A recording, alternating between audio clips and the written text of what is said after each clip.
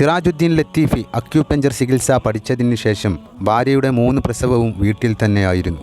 ഇതിൽ അതിശയം വരുത്തുന്ന കാര്യമെന്തെന്നാൽ അക്യൂപഞ്ചർ ചികിത്സാ രീതികൾ പഠിച്ച ആർക്കും തന്നെ ഇതുമൂലം പ്രസവം എടുക്കാൻ കഴിയുമെന്നുള്ള കാര്യം അറിയില്ല. ഈയിടക്കായി കേരളത്തിൽ ഒട്ടേറെ സ്ത്രീകൾ വീട്ടിൽ പ്രസവിക്കുന്നു എന്നുള്ള കണക്കാണ് മുൻനിര വാർത്താ മാധ്യമങ്ങൾ പുറത്തുവിടുന്നത്. ഇതുമൂലം ഒട്ടേറെ സ്ത്രീകൾക്ക് ജീവൻ നഷ്ടപ്പെട്ടു എന്ന വാർത്തയുണ്ട്. എന്നാൽ ആശുപത്രികളിൽ പ്രസവിച്ച എത്ര സ്ത്രീകൾ മരണപ്പെട്ടു എന്നുള്ള കണക്ക് ഇതുവരെ പുറത്തു വന്നിട്ടില്ല. സിറാജുദ്ദീൻ ലത്തീഫിയെക്കുറിച്ച് ആർക്കും തന്നെ പറഞ്ഞു നൽകേണ്ട ആവശ്യമില്ല. CM വലിയുല്ലാഹിയുടെ കറാമത്ത് വിറ്റാണ് ഇദ്ദേഹം കാശ് സമ്പാദിക്കുന്നത് എന്നും പഴയകാലത്ത് സ്ത്രീകൾ ഒട്ടേറെ പ്രസവങ്ങൾ പ്രസവിച്ചിരുന്നു. എങ്ങനെയെന്നാൽ 10ഉം 12ഉം വരെ. അന്നെല്ലാം അവർ അരക്കുകയും ഇടിക്കുകയുമെല്ലാം ചെയ്തിരുന്നു. പക്ഷേ ഇപ്പോഴത്തെ സ്ത്രീകൾ ഭക്ഷണമുണ്ടാക്കുന്നത് വരെ യൂട്യൂബിൽ നോക്കിയാണ്. അലക്കാൻ വാഷിംഗ് മെഷീനും അരക്കാൻ മിക്സിയുമൊക്കെ ഉപയോഗിച്ചാണ് ഇപ്പോഴത്തെ ജീവിത രീതിയുള്ളത്. പഴയകാലത്ത് ജീവിച്ചിരുന്ന സ്ത്രീകൾ ഒട്ടേറെ പ്രസവങ്ങൾ യാതൊരു കുഴപ്പവുമില്ലാതെ വീട്ടിൽ തന്നെ പ്രസവിച്ചതും ഇവർ അധ്വാനശീലരായതുകൊണ്ടാണ്. ഇപ്പോഴത്തെ സ്ത്രീകൾക്ക് സത്യം പറഞ്ഞാൽ വീട്ടിൽ ഭക്ഷണമുണ്ടാക്കാൻ പോലും നേരമില്ല. ഒട്ടേറെ സമയം സോഷ്യൽ മീഡിയയിൽ കളയാനാണ് ഇവർ ഉദ്ദേശിക്കുന്നത്. ഭർത്താക്കന്മാരെ കൊണ്ട് പുറത്തുനിന്ന് ഭക്ഷണം വരുത്തിച്ച് ജീവിക്കുന്ന എത്രയേറെ ഭാര്യമാരെ നിങ്ങൾക്കറിയാം. എനിക്കറിയാം പലരെയും. ഒരു മുസ്ലിമായ പെണ്ണിൻ്റെ മുഖമോ എന്തിനേറെ ശബ്ദം പോലും അന്യപുരുഷൻ കാണുന്നത് വലിയ ഹറാമ് തന്നെയാണ്. ഇത്തരത്തിൽ നിങ്ങളായ ഡോക്ടർമാർ സ്വന്തം ഭാര്യമാരുടെ പ്രസവം എടുക്കുന്നത് ഒരു ഭർത്താവിനും സഹിക്കാത്ത കാര്യം തന്നെയാണ്.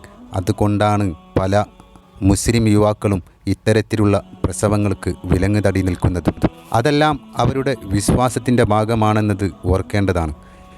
ഇവിടെ എത്രയേറെ ലേഡി ഡോക്ടർമാരുണ്ട്. മാക്സിമം അവരെ അടുത്തേക്ക് മുസ്ലിങ്ങളായ യുവാക്കൾ നിങ്ങളുടെ ഭാര്യമാരെ ചികിത്സക്കായി എത്തിക്കേണ്ടതാണ്.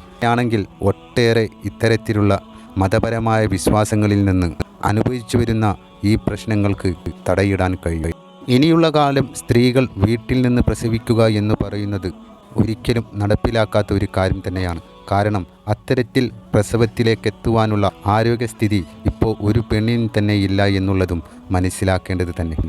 മതത്തിൽ അടിയുറച്ച് വിശ്വസിക്കുന്നവർക്ക് തൻ്റെ ഭാര്യയുടെ അവയവങ്ങൾ മറ്റൊരു യുവാവ് കാണുന്നു എന്നുള്ള കാര്യം ഒരിക്കലും തന്നെ സഹിക്കാൻ കഴിയാത്തത് തന്നെ. രക്തസ്രാവം, അപസ്മാരം എന്നിവ മാതൃമരണത്തിന് കാരണമാകുമെന്ന് ഡോക്ടേഴ്സ്. പ്രസവ സമയത്താണ് ഏറ്റവും കൂടുതൽ റിസ്ക് ഉള്ളത്.